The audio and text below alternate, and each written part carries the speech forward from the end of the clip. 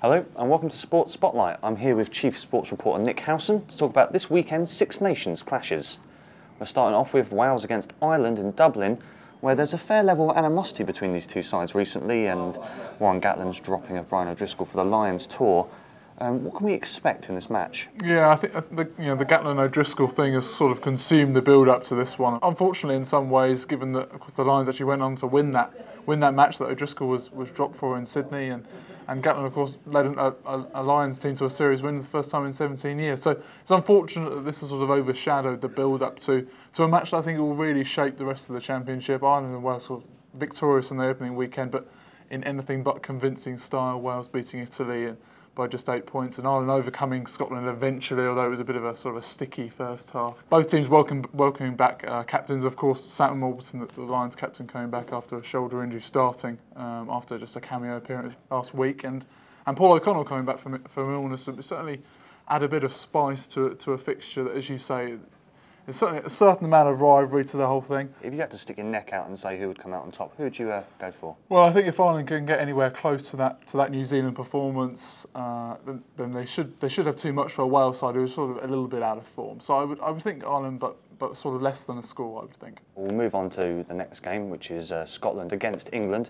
Now, England suffered a close defeat to France in that thrilling match in Paris last week. What can we expect this time out at Murrayfield? Yeah, I mean, England will be looking to produce the sort of open rugby that they produced in Paris, and certainly Luther Burrell coming in the centre, really giving it a bit of injection of pace that they really need, and some sort of invention. They've stuck with the same team, which I think suggests that Stuart Lancaster's sort of taken a bit of responsibility for one or two of the substitutions that were made last week, and perhaps disrupted the England flow when it sort of a bit unnecessary. So he's certainly trying to back the team, suggesting that the performance was certainly good enough.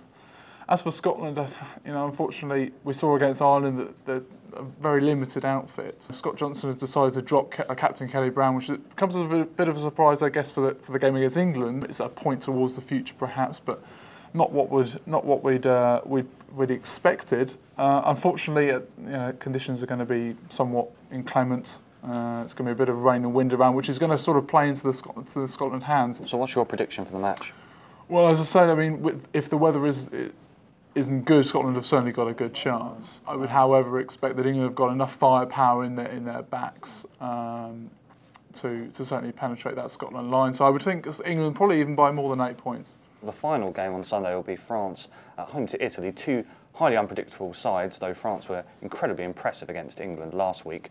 Who do you reckon will come out on top in that fixture? Yeah, well, I think France produced the unexpected in that they produced something of a cohesive performance. They produced everything that we can kind of expect from France, sublime to the ridiculous at times, and that final, the try, Gaël Ficou's try right at the end, sort of everything that we can expect from France, and it was exciting and sometimes terrible at the same time. Any more of that, and they should have too much for an Italian side who, again, we saw in Wales that they were very dogged, but not producing too much in terms of creativity that we've seen from them before.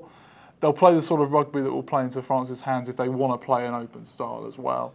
So a comfortable France win. Yeah, you'd think so by sort of 2 scores. You'd hope. Italy haven't beaten France on their own patch for 17 years, and that's just on the only occasion it's ever happened. So you'd think that France will have too much. Well, to follow the Six Nations action this weekend, go to our website ibtimes.co.uk/sports.